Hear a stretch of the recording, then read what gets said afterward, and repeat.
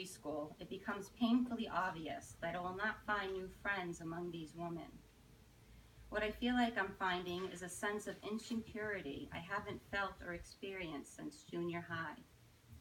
I long for a connection. I wanted this life, this small town, this simpleness, for myself and my family. I didn't want to raise my children in the city, where they would grow up too fast and things would be so busy and economically charged. I wanted a backyard to run in, a mountain to gaze at as the leaves turn gold and burgundy with the oncoming cool air. I'm convinced there must be some people in this town of 26,000 that I can connect with. I compare it to department store shopping. What I love will not pop out at me all at once. This is no personalized boutique. This is TJ Maxx and Marshalls. I need to keep shifting through lots of stuff until I hit on the thing that's for me. I'll use my humor, I think, my infectious laugh that has granted me so many compliments over the years. So once again, I get up and get dressed, ready to make the most of my loneliness. Of course, on this day, it's raining like mad. I get Charlotte all gussied up in her red and black ladybug raincoat with matching boots. Her hair, a floppy mess of curls, I leave alone because she cries in absolute terror whenever I touch it. Charlotte hates school. This is not helping my sense of dread. I keep telling myself it's only 2.5 hours, twice a week, and it's okay to force her. I have to carry her into the car, kicking and screaming, after spending at least an hour forcing clothes on her.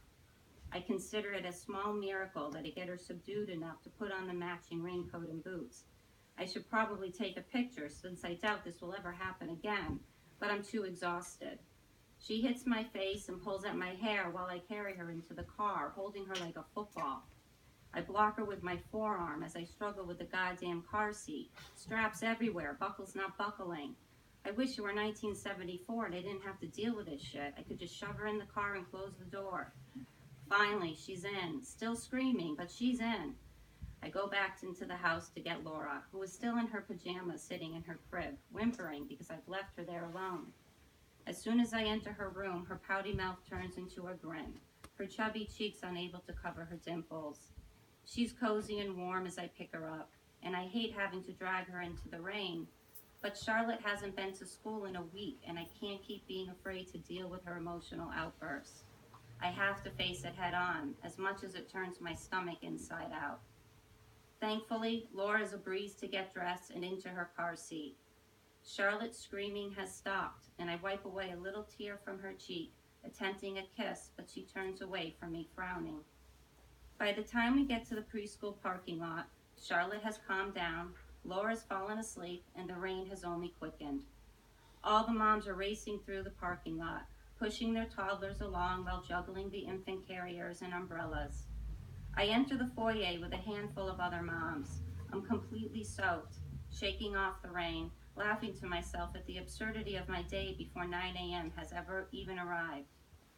As I pull down Charlotte's hood, I notice Father Philip come stammering into the door, no umbrella and soaking wet, wearing his Franciscan-style robe belted with a thick piece of rope. He nods at all of us moms struggling with our wet babies and says sweetly, "And I thought being a priest was difficult." We all chuckle politely as he walks away, and without thinking twice, I begin to laugh and blurt out, "Well, at least we get to have sex." The only sound at that point is my own laughter, falling very uncomfortably onto the floor, as is everyone's gaze as they walk past me, leaving me standing alone and humbled with the dirt that's been dragged in from the rain. From that moment on, I kept mostly to myself, which wasn't so hard considering Charlotte was shy and therefore not on the top of the play date list. There came a time when I felt desperate to make a connection, a friend, forgetting that I prefer not to belong to a group.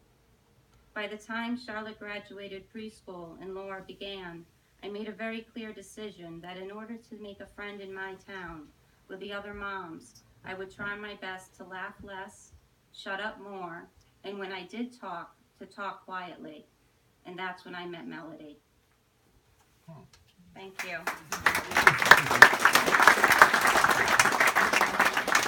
Happy Kristen's schedule is next.